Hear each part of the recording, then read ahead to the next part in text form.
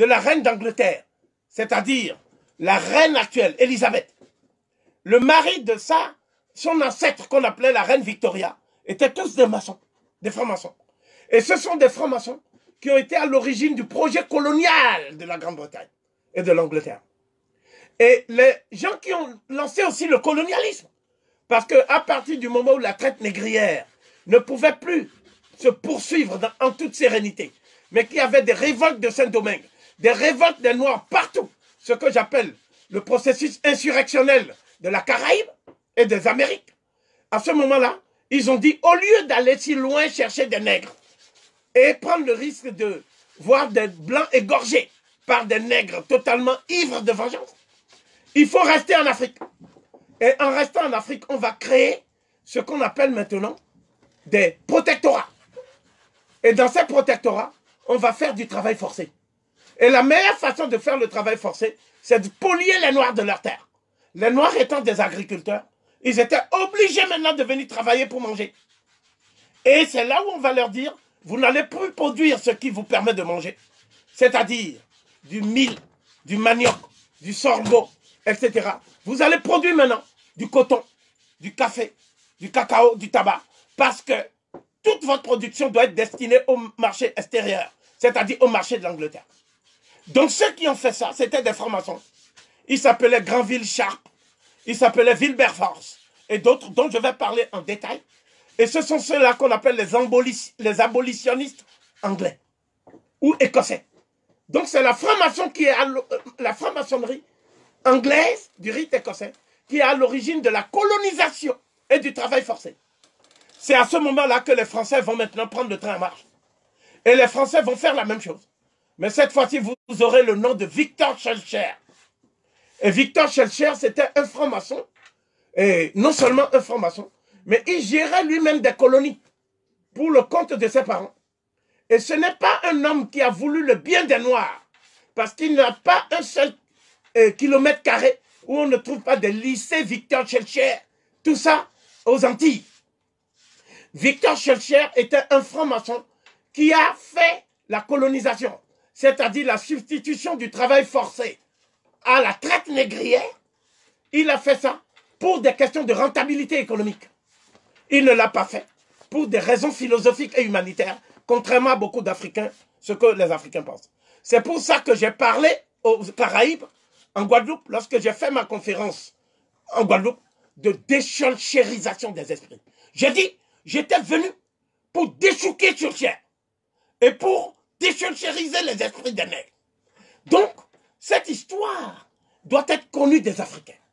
Parce qu'aujourd'hui, le 10 mai en France, qu'est-ce qu'on commémore? On ne commémore pas les résistances de nos ancêtres. On commémore la bonté des abolitionnistes blancs. C'est ça qu'on commémore le 10 mai. La vraie date de commémoration, c'est le 22 août. C'est la date où les résistants africains ont pris leur liberté à Saint-Domingue, après la cérémonie du Bois Caïmoun, qui a duré du 14 au 22 août 1791. Donc, cette idée selon laquelle les loges maçonniques ont bénéficié de l'argent de la traite des négrières, cette idée est d'autant plus prégnante que Voltaire était franc-maçon. Le fameux philosophe Voltaire, qui était actionnaire de la Société des Indes occidentales, était franc-maçon. Montesquieu était franc-maçon. Et ils ont tenu tous les mêmes propos, à savoir que le noir a une apparence humaine, mais Dieu ne peut pas avoir fait un cœur bon dans un corps tout noir. Et que c'est légitime de les vendre. Parce que si on les vend, ça permet à l'Europe de faire le progrès. C'est-à-dire, c'est grâce au sucre qui vient du sang et de la sueur des Noirs que Voltaire mangeait. Et il se dit ami de la liberté. C'est pour ça qu'ils ont créé la Société des Amis des Noirs. La Société des Amis des Noirs était une société qui gagnait de l'argent sous prétexte d'éduquer les Noirs, de leur permettre d'avoir du progrès. Mais en fait, cette société vivait sur le dos de l'esclavage des Noirs et du travail forcé. Donc, c'est pour ça qu'il y avait aussi le club Massiac en France, qui était le club des colons, n'est-ce pas? Et ce club était gangréné par les francs-maçons, infiltrés par les francs-maçons. Mais l'Église catholique, c'est elle qui va créer la structure maçonnique la plus cruelle et la plus raffinée qui soit.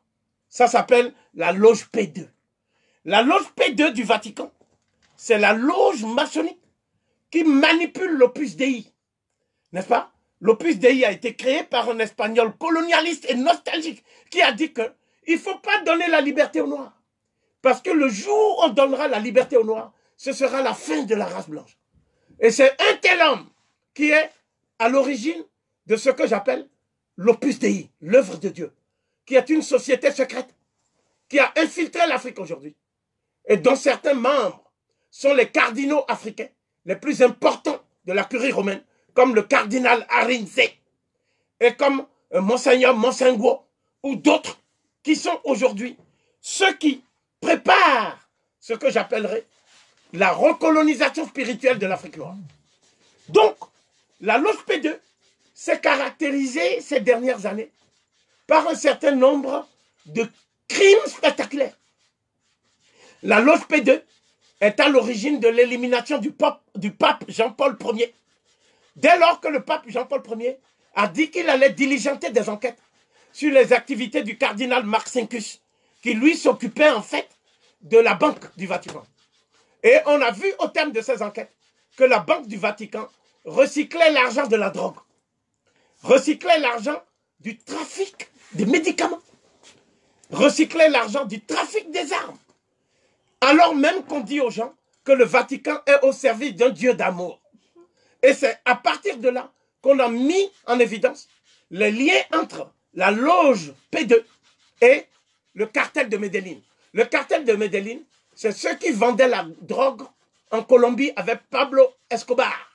Et Pablo Escobar, au moins, il donnait l'argent aux pauvres. Il donnait, redistribuait l'argent aux pauvres. Mais ceux du Vatican, c'est-à-dire le cardinal Vio, et tous ces gens-là, et aussi le pape qui dit qu'il a démissionné, c'est-à-dire, effectivement, le pape allemand, qui était dans les jeunesses hitlériennes, hein, c'est-à-dire Ratzinger. Tous ces gens-là étaient impliqués jusqu'au cou dans ce qu'on peut appeler les activités délictueuses et mafieuses de la loge P2. C'est la loge P2 qui, aujourd'hui, gangrène les pays africains et travaille directement avec les loges maçonniques. Alors qu'on vous dit que la franc-maçonnerie et l'Église ne s'entendent pas. Mais sur le terrain africain, la franc-maçonnerie et l'Église travaillent de concert. Et leur but, c'est de détruire les confréries africaines traditionnelles.